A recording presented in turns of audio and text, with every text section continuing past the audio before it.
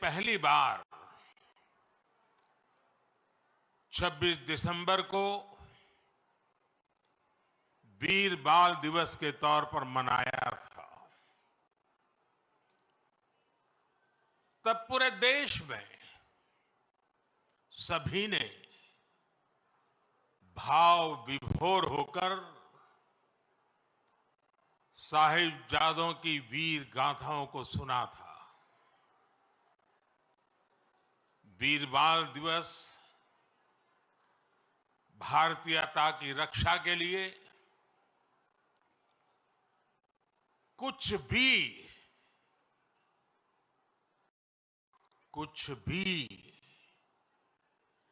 कर गुजरने के संकल्प का प्रतीक है।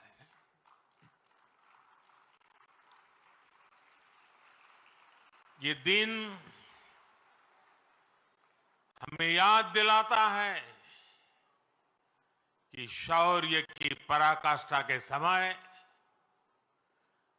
कम आयु मायने नहीं रखती। ये उस महान विरासत का पर्व है जहां गुरु कहते थे, सूरा सो पहचानिए,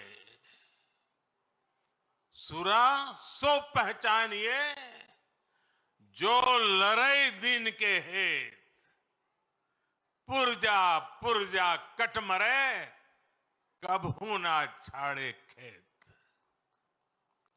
माता गुजरी, गुरु गोविंद सिंह जी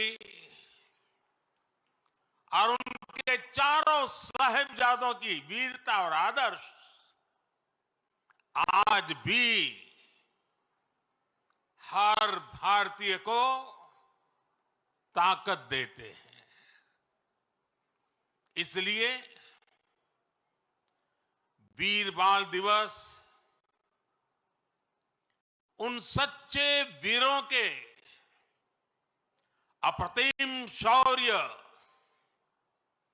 और उनको जन्म देने वाली माता के प्रति राष्ट्र की सच्ची श्रद्धांजलि है। आज मैं बाबा मोतीराम मेहरा, उनके परिवार की शहादत और दीवान टोडरमल की भक्ति को भी श्रद्धापूर्वक याद कर रहा हूं। हमारे गुरुओं के प्रति अगाध भक्ति राष्ट्रभक्ति का जो जज्बा जगाती है, ये उसकी मिसाल थे। मेरे परिवारजनों, मुझे खुशी है कि वीर बाल दिवस अब अंतर्राष्ट्रीय स्तर पर भी मनाए जाने लगा है। इस वर्ष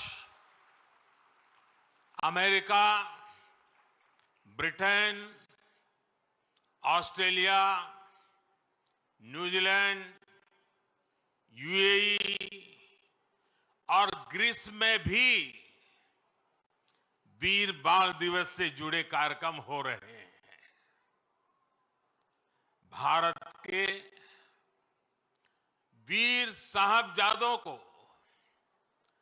पूरी दुनिया और ज्यादा जानेगी, उनके महान कर्तृत्व से सीखेगी। 300 साल पहले चमकौर और सरहिंद की लड़ाई में जो कुछ हुआ, वो अमिट इतिहास है।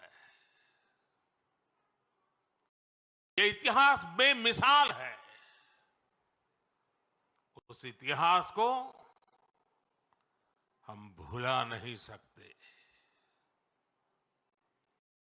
उसे आने वाली पीढ़ियों को याद दिलाते रहना बहुत जरूरी है। जब अन्याय और अत्याचार का घोर अंधकार था, तब भी हमने निराशा को पल भर के लिए भी हावी नहीं होने दिया। हम भारतीयों ने स्वाभिमान के साथ अत्याचारियों का सामना किया। हर आयु के हमारे पूर्वजों ने तब सर्वोच्च बलिदान दिया था। उन्होंने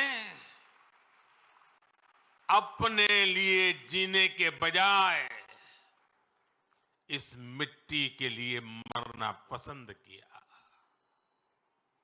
साथियों, जब तक हमने अपनी विरासत का सम्मान नहीं किया, दुनिया ने भी हमारी विरासत को भाव नहीं दिया। आज जब हम अपनी विरासत पर गर्व कर रहे हैं, तब दुनिया का नजरिया भी बदला है। मुझे खुशी है कि आज देश गुलामी की मानसिकता से बाहर निकल रहा है। आज के भारत को अपने लोगों पर, अपने सामर्थ्य पर, अपनी प्रेरणाओं पर पूरा भरोसा है। आज के भारत के लिए साहिबजादों का बलिदान राष्ट्रीय प्रेरणा का विषय है।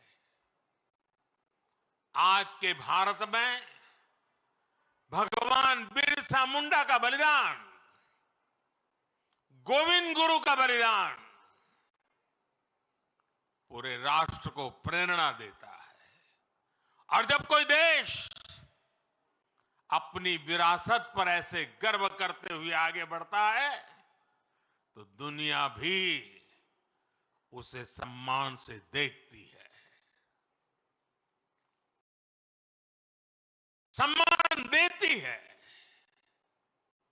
साथियों, आज पूरी दुनिया भारत भूमि को अवसरों की भूमि, उसमें सबसे प्रथम पंक्ति में रखता है। आज भारत उस स्टेज पर है जब बड़ी वैश्विक चुनौतियों के समाधान में भारत बड़ी भूमिका निभा रहा है। अर्थव्यवस्था हो, विज्ञान हो, अनुसंधान हो, खेल हो, नीति रणनीति हो, आज हर पहलू में भारत नई बुलंदी की तरफ जा रहा है। और इसलिए ही मैंने लाल किले से कहा था, यही समय है, सही समय है, ये भारत का समय है। आने वाले 25 साल भारत के सामर्थ्य की पराकाष्ठा का प्रचंड प्रदर्शन करेंगे। और इसके लिए हमें पंच प्राणों पर चलना होगा। अपने राष्ट्रीय चरित्र को और सशक्त करना होगा। हमें एक पल भी गंवाना नहीं है, हमें एक पल भी ठहरना नहीं है। गुरुओं ने हमें यही सीख तब भी दी थी और उनकी यही सीख आज भी है। हमें इस मिट्टी की आन बान शान के लिए जीना है। हमें देश को बेहतर बनाने के लिए जीना है। हमें इस महान राष्ट्र की संतान के रूप में देश को विकसित बनाने के लिए जीना है, जूझना है, जूझना है और विजयी होकर के निकलना है।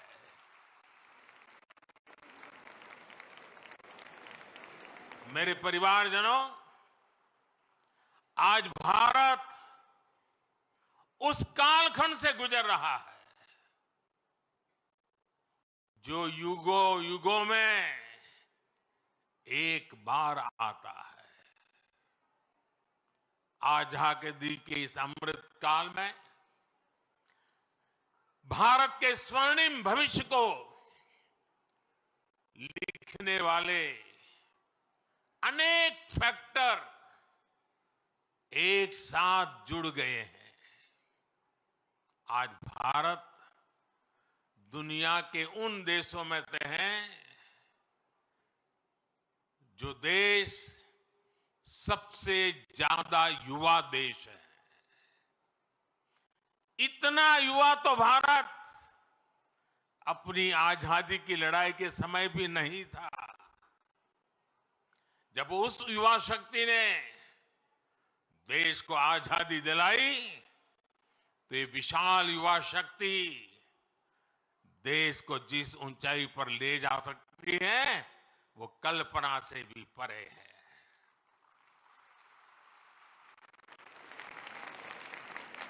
भारत वो देश है जहां नचिकेता जैसा बालक ज्ञान की खोज के लिए धरती आसमान एक कर देता है।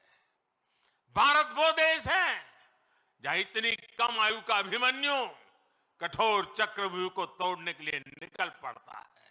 भारत वो देश है जहां बालक ध्रुव ऐसी कठोर तपस्या करता है कि आज भी किसी से उसकी तुलना नहीं की जा सकती।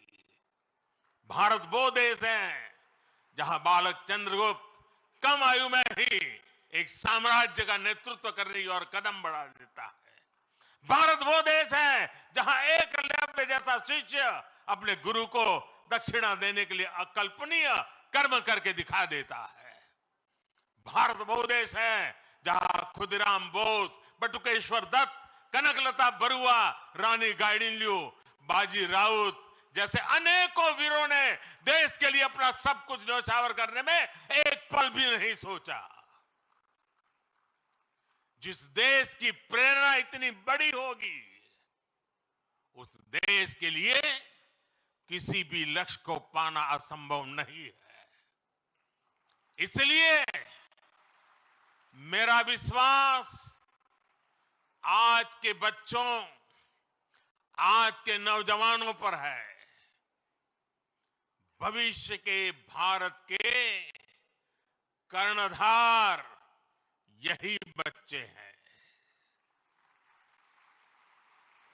अभी यहां जिन बच्चों ने मार्शल आर्ट्स का प्रदर्शन किया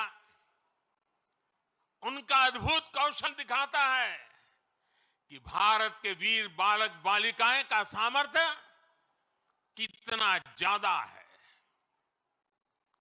मेरे परिवारजनों, आने वाले 25 साल हमारी युवा शक्ति के लिए बहुत बड़ा अवसर लेकर आ रहे हैं। भारत का युवा किसी भी क्षेत्र में, किसी भी समाज में पैदा हुआ हो, उसके सपने असीम है। इन सपनों को पूरा करने के लिए सरकार के पास स्पष्ट रोड मैप है, स्पष्ट विजन है, स्पष्ट नीति है, नियत में कोई खोट नहीं है। आज भारत ने जो राष्ट्रीय शिक्षा नीति बनाई है वो 21वीं सदी के युवाओं में नया सामर्थ्य विकसित करेगी। आज 10,000 अटल टिंकरिंग लैब्स हमारे विद्यार्थियों में इनोवेशन की, रिसर्च की नई ललक पैदा कर रही है। आप स्टार्टअप इंडिया अभियान को देखिए। 2014 में हमारे देश में स्टार्टअप कल्चर के बारे में कम ही लोग जानते थे।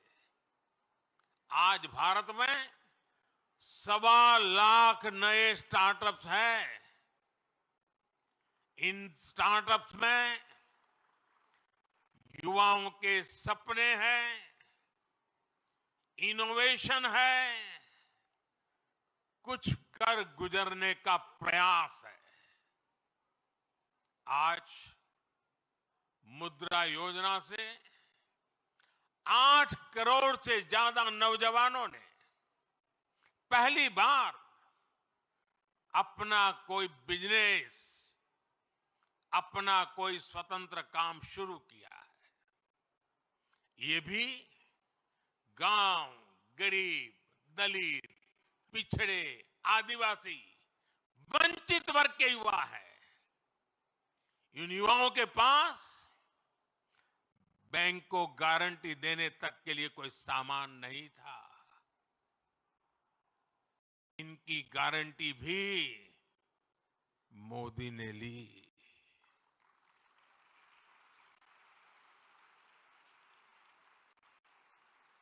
हमारी सरकार इनकी साथी बनी।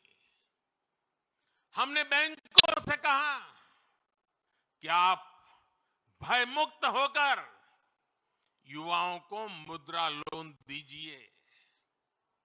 लाखों करोड़ रुपए का मुद्रा लोन, इसे पाकर करोड़ों युवाओं ने आज अपना भाग्य बदल दिया है।